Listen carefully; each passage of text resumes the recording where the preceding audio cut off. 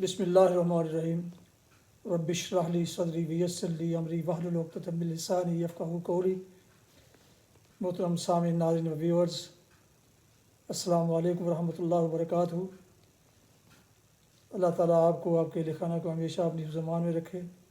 راہ ہدایت و نجات کے سلسلے کا بلاگ درس قرآن کا آغاز کرتا ہوں۔ مدرس ہوں گے جناب قاری حافظ مولانا محمد اقبال صاحب، خطیب جامعہ مسجد نگینہ واللہ انصاریہ شیخوپورہ، اور یہ روحانی اور قرآنی سلسلے کا بلاگ جو سراسر باعث خیر، باعث برکت، باعث ثواب ہر روز صبح نماز فجر سے پہلے تقریباً روزانہ اپنے یوٹیوب چینل بشیر رشیدی سے پیش کرتا ہوں۔ اللہ تعالیٰ کی رضا کے لیے اور عوام الناس کی تعلیم کے لیے، یاد دہانی کے لیے اللہ تعالیٰ میری یہ کاوش قبول فرمائے، آمین۔ تو شروع کرتے ہیں درس قرآن۔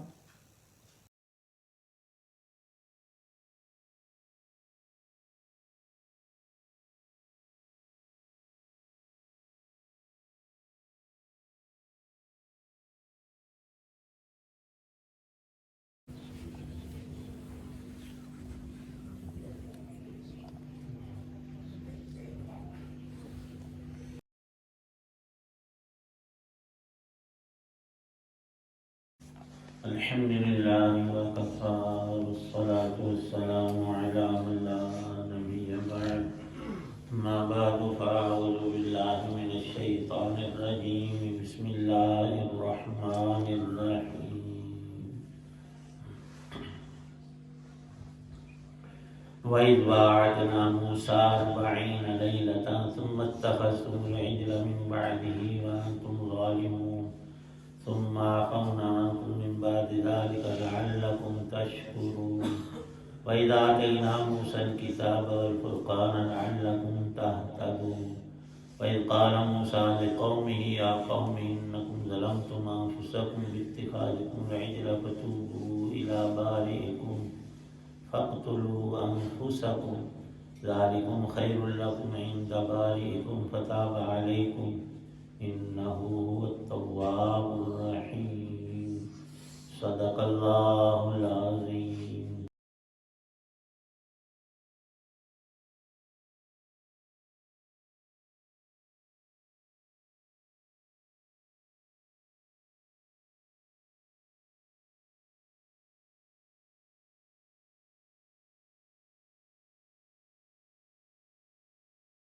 اور وہ وقت بھی یاد کرو جب ہم نے موسیٰ علیہ السلام سے 40 راتوں کا وعدہ ٹھہرایا تھا، پھر تم نے ان کے پیچھے اپنی جانوں پر ظلم کر کے بچڑے کو معبود بنا لیا۔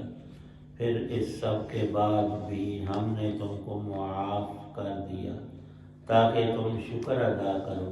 اور یاد کرو جب ہم نے موسیٰ علیہ السلام کو کتاب دی اور حق اور باطل میں تمیز کا معیار بخشا تاکہ تم راہ راست پر آؤ۔ اور جب موسیٰ علیہ السلام نے اپنی قوم سے فرمایا کہ اے میری قوم، حقیقت میں تم نے بچڑے کو معبود بنا کر خود اپنی جانوں پر ظلم کیا ہے، لہذا آپ اپنے خالق سے توبہ کرو اور اپنے آپ کو قتل کرو۔ تمہارے خالق کے نزدیک یہی تمہارے حق میں بہتر ہے۔ اس طرح اللہ نے تمہاری توبہ قبول کر لی، بے شک وہی ہے جو اتنا معاف کرنے والا، اتنا رحم کرنے والا ہے۔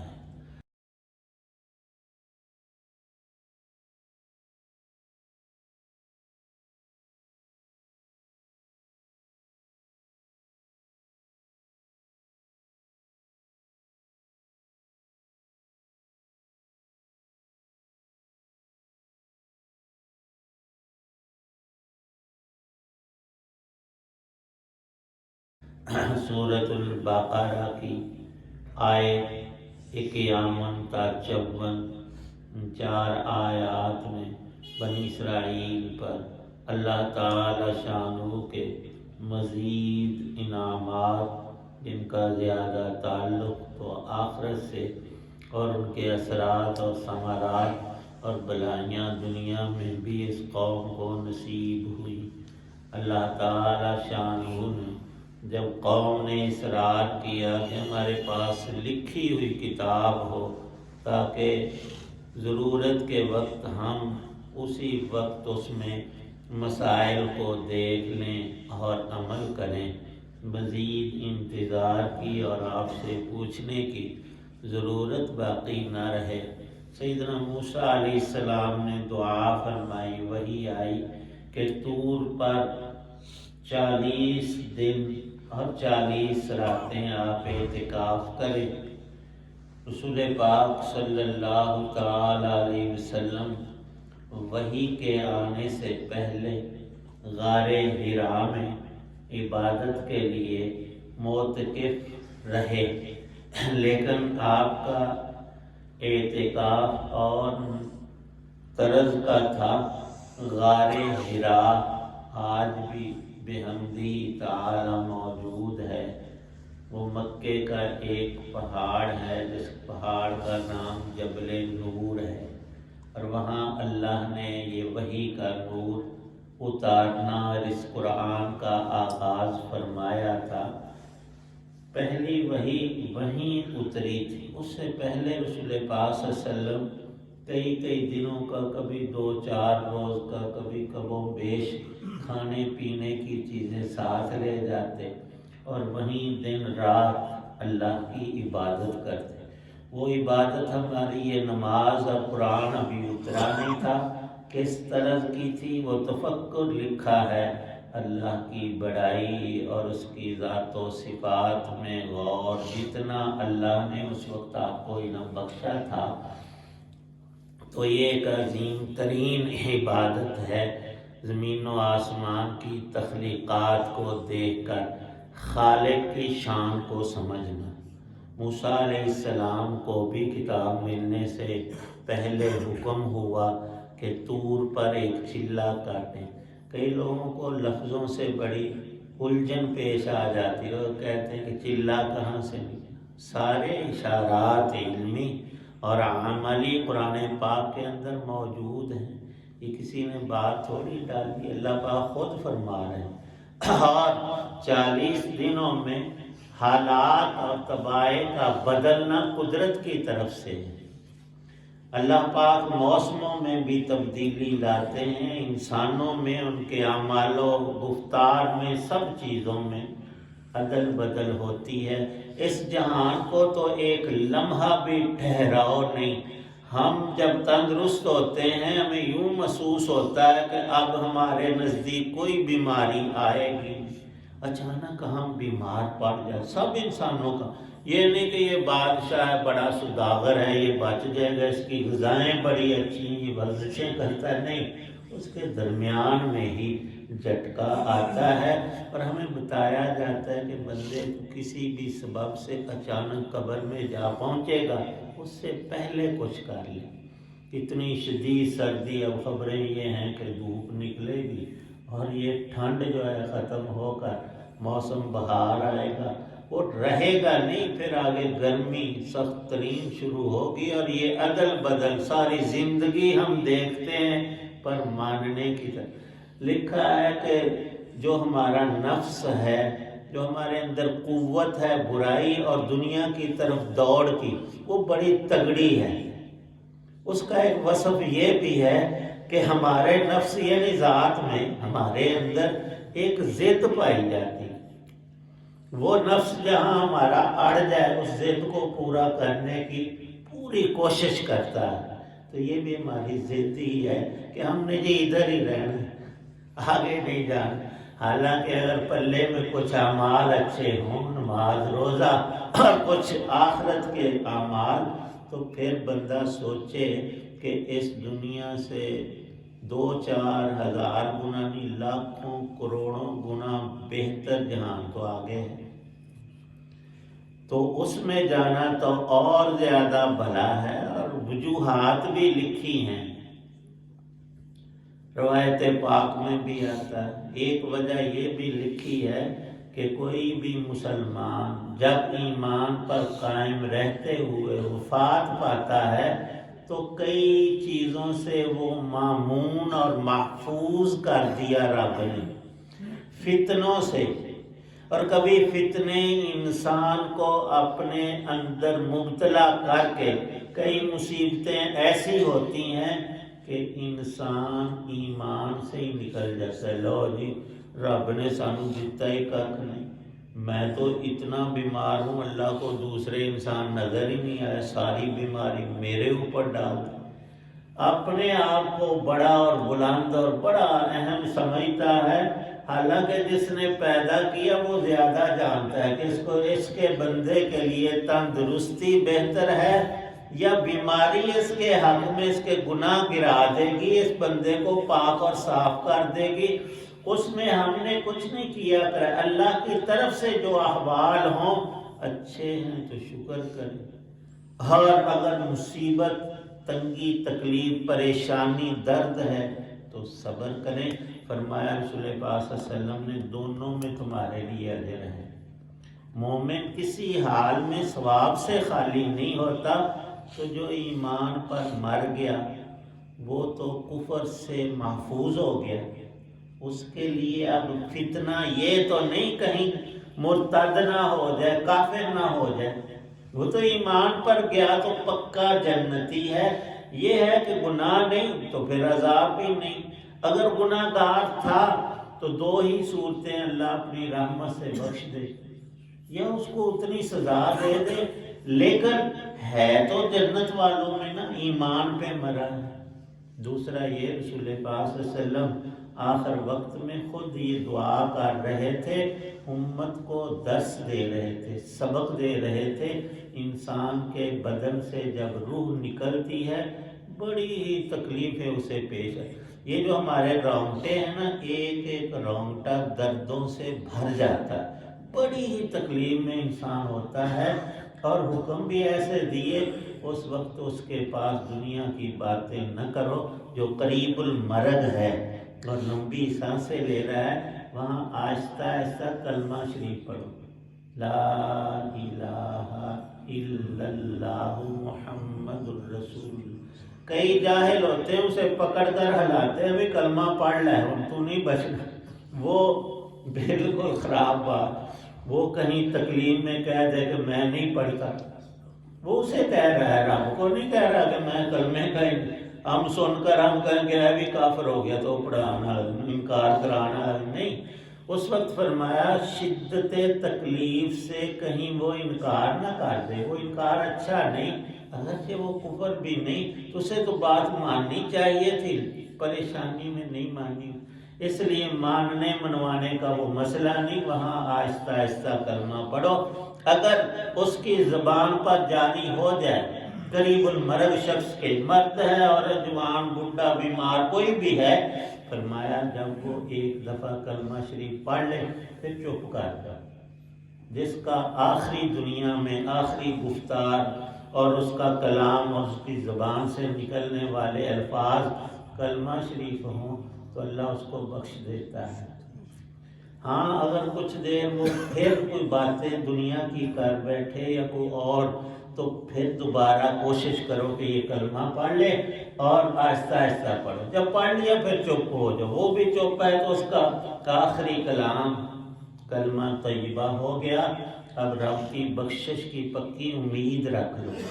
تو یہ سارے مسائل کہ اس وقت رسول پاک صلی اللہ علیہ وسلم نے دعا فرمائی، اللہم اعنی علی سکرات الموت وغمرات الموت، اے اللہ موت کی سختیوں اور اس کی بے ہوشیوں سے پر میری مدد فرما، میں صبر کر لوں اور تو مجھے اجر عطا فرمائے۔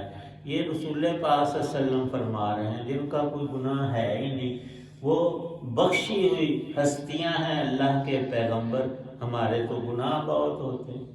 تو جب ایک شخص ایمان پر فوت ہو گیا، جان اس کی نکل گئی، تو وہ اس چیز کو عبور کر گیا جو ہر انسان کو پیش آ کر رہنی ہے، تو اس پر تو رب کا کرم ہوا، وہ ایک تکلیف جھیل کر ثواب لے کر اللہ کے پاس چلا گیا۔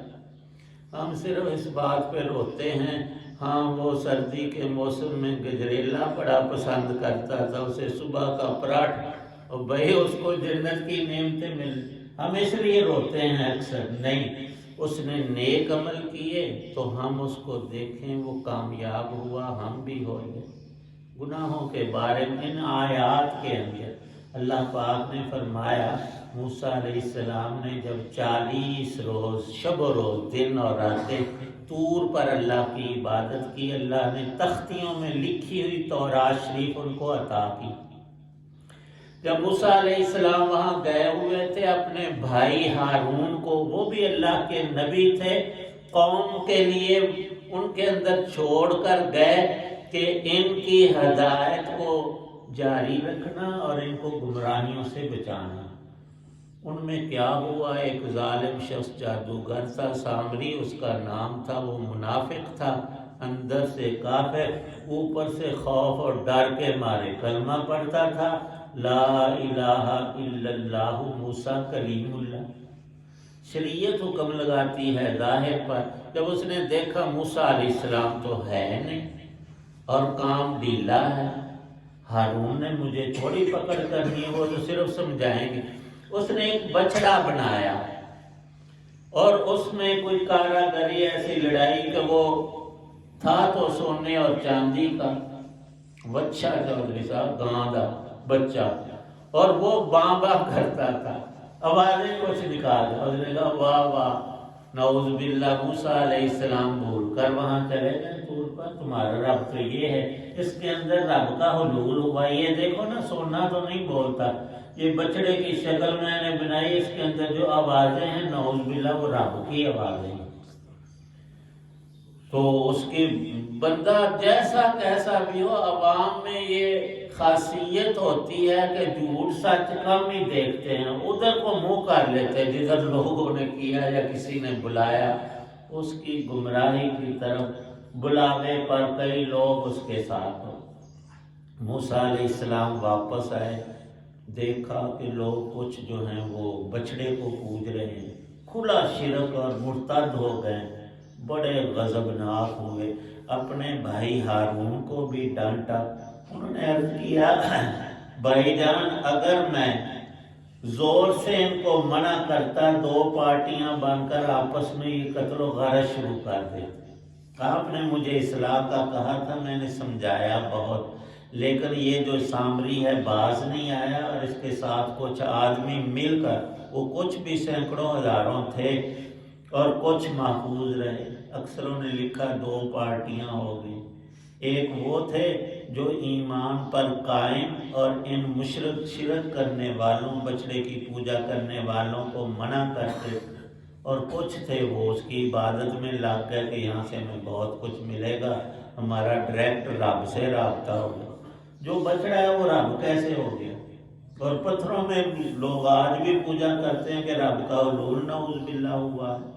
موسیٰ علیہ السلام کو حکم ہوا کہ ان کی اب توبہ کا ایک ہی طریقہ ہے کہ جنہوں نے عبادت نہیں کی، ان کو منع کیا تھا، وہ اپنے ان رشتہ داروں مشرکوں کو، مرتد ہونے والوں کو ذبح کریں، قتل کریں تو معافی ہے، نہ کریں تو یہ ہمیشہ کے لیے دوزخی ہو جائیں گے۔ ان کی توبہ کا طریقہ خود قرآن میں آیا۔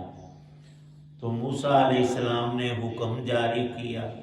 اب وہ موسیٰ علیہ السلام کے سامنے بول تو سکتے نہیں تھے اور ڈرتے بھی تھے اور معجزات بھی دیکھے تھے۔ انہوں نے کہا جی ٹھیک ہے، ہم نے غلطی کی، ہماری غلطی یہاں معاف ہو جائے، قتل سے بھی ہو جائے تو ہم راضی ہیں۔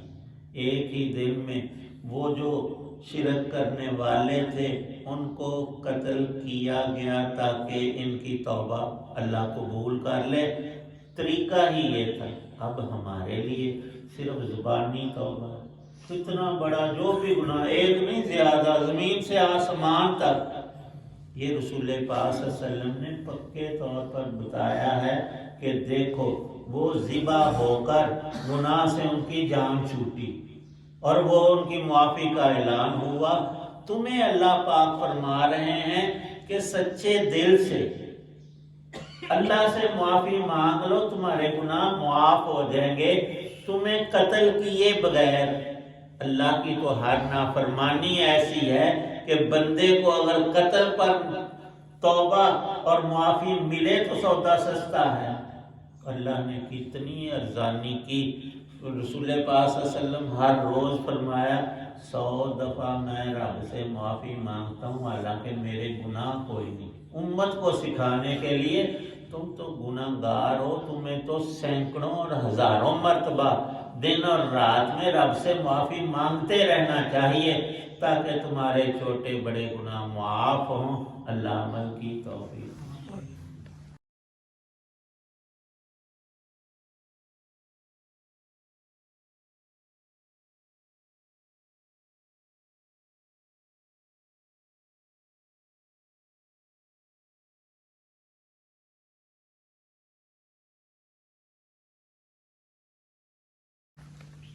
الحمدللہ رب العالمین والصلاة والسلام علی رسول النبی اللہم صلی علی سیدنا محمد النبی الأمین اللہم اغفر للمؤمنین والمؤمنات الاحیاء منهم رب ارحمهما کما ربیاني ربنا اغفر لی ولوالدی وللمؤمنین یوم یقوم الحساب۔ یا اللہ بیماروں کو شفا عطا فرما، ہمارے ساتھی ثاقب صاحب اور ہمارے کئی نمازی اور حاجی رفیق صاحب بیمار ہو گئے اچانک، اللہ پاک سب نمازیوں کو شفا عطا فرما۔ کئی مستورات اور کئی لوگوں نے بیماروں کے لیے اپنی بیماریوں اور اپنے بیماروں کے لیے دعا کا فرمایا، اللہ پاک سب مریضوں کو کلی شفا عطا فرمایا۔ جب تک زندگی ہے با ایمان جسم کی تندرستی نیک عمل کی توفیق ہو یا اللہ پاک۔ قرآن کا نور ہم سب کو نصیب، اتنے حضرات دعا میں موجود ہیں سب کی نیک دعاؤں کو قبول فرما، تمام پریشانیاں دور فرما یا اللہ پاک۔ اپنے نام کی قرآن کی لذت نصیب فرما، موت اور بیماری سے پہلے کچھ کر لینے کی ذخیرہ آخرت اور پکی توبہ نصیب فرما۔ صلی اللہ تعالی علی خیر خلقہ محمد وعلی آلہ وصحبہ واہل بیتہ اجمعین آمین برحمتک یا رب۔